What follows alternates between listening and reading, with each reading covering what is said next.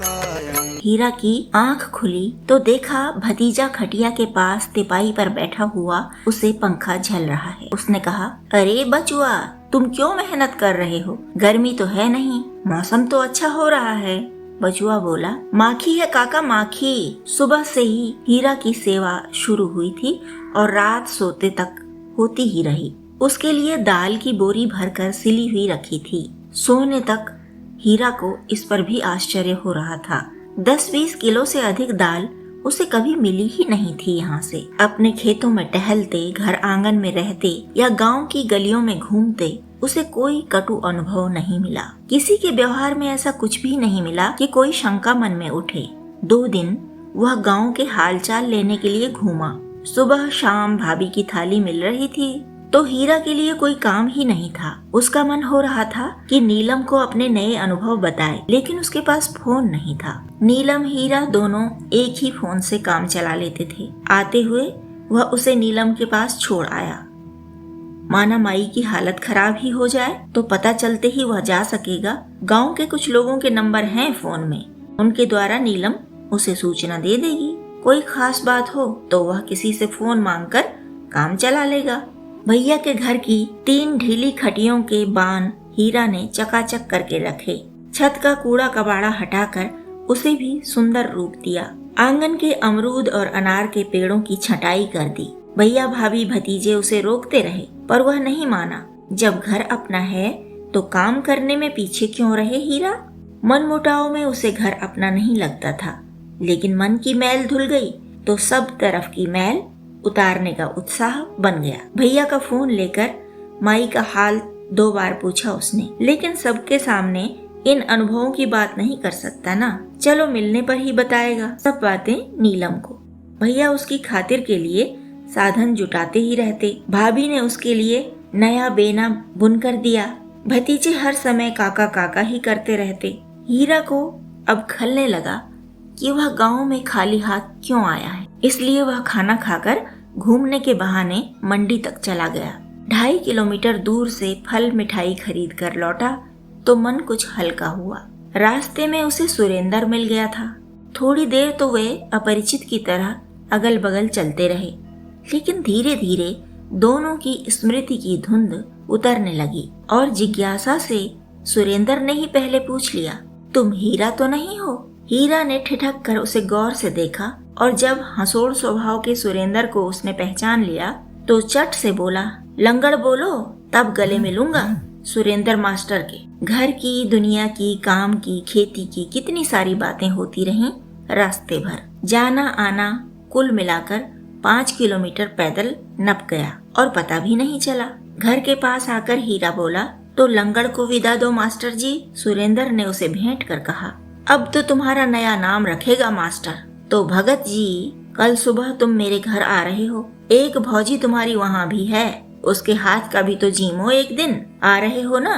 हीरा ने हामी भरी। घर जाते, खाना खाते और नींद आते तक उसे अपने नए नाम पर कभी हंसी आ रही थी और कभी मन पुलकित भी हो जाता था। भगत जी, चलो 5 दिन में एक बार भी लंगड़ सुनने को नहीं मिला, यह क्या कम अच्छी बात है। सुरेंद्र उसके साथ ही पढ़ता था और उसी स्कूल में आज पढ़ा रहा है जहाँ कभी खुद पढ़ा था। अब एक मास्टर ने नया नाम धरा है तो यह फैलना ही है, कोई बुराई नहीं, फैलने दो। अब तो उसे लंगड़ भंगड़ जैसे नाम से भी अंतर नहीं पड़ता। जब हृदय ही परिवर्तित हो गया तो पहले वाली बात कहाँ रहेगी। अगले दिन बचपन के सुर्री यानी वर्तमान के सुरेंद्र मास्टर के घर गया तो खूब आदर मान के साथ उससे मिले पति पत्नी। हीरा ने बातों बातों में दिल खोल दिया, बचपन के व्यवहार के लिए क्षमा मांगी। सुरेंद्र मास्टर ने ठहाका लगाया। उसकी पत्नी हंस हंस कर लोट पोट हो गई। हंसते हंसते बोली, हम खूब सुने हैं आपके किस्से, एक ही तो मजेदार कैरेक्टर है इस गांव का, वह भी माफी मांगने लगे तो समझो कि बिना नमक का समोसा खा रहे हैं या बिना चीनी की जलेबी। वे लोग समोसा और जलेबी ही खा रहे थे, इसलिए हंसी की लहरें रह रह कर आती रहीं। 4 घंटे की गपशप के बाद हीरा जब अपने घर लौट रहा था तो सुरेंद्र उसे कुछ दूर तक छोड़ने आया और बोला, यार हीरा, बच्चे भी अगर शरारत नहीं करेंगे तो दुनिया सूनी सूनी सी हो जाएगी। तुम थोड़े से क्रूर बच्चे तो थे, लेकिन इतने बुरे भी नहीं थे। देखा जाए तो मैंने तुमसे ज्यादा अपराध किए हैं। हीरा चौंका। तुमने अपराध? क्या कहते हो सुर्री? बेकार की बात। सुर्री ने हीरा को कंधे से पकड़कर बिठाया निमिया तले और खुद भी बचपन की यादों को पकड़ते पकड़ते वहीं बैठ गया। बोला, अरे हीरा, तुम दिखा दिखा कर गुंडई करते थे, मानो तुम्हें गुंडा दिखने का शौक हो, पर मैं छुपा छुपा कर गुंडई करता था। ताक में रहता था कि कब कोई मुंह में गस्सा डाले और मैं उसे हंसाऊं, दूसरा हंसे और उसका गला फंसे। खाना खाते कोई दिखता तो या तो मुझे तुरंत गंदगी वाला कोई प्रसंग याद आ जाता। मेरी वाणी ने 4-5 बार खाते हुए प्राणियों को उल्टी करवा दी। भैया, तुमने कुछ को पीटा तो खुद भी कई बार पिटे हो। मैं तो साफ बच के निकलता रहा हमेशा। तुमने माँ का प्यार पाया ही नहीं और मैं दूसरों की ऐसी तैसी करके माँ के आगे मासूम बन जाता था।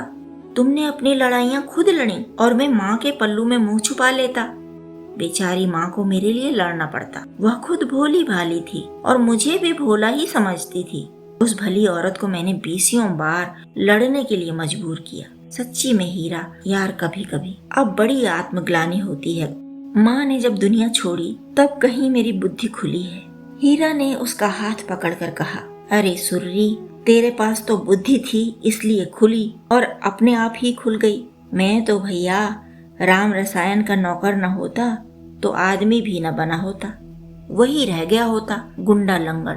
जाने कौन से पुण्य किए होंगे मेरे पुरखों ने जो मुझे राम रसायन जैसा ठौर मिल गया, वरना तो नरक ही होना था अपने हिस्से। निमिया तले भी 1 घंटे बातें हुई। तब कहीं बचपन के साथी अपने अपने घर को चले।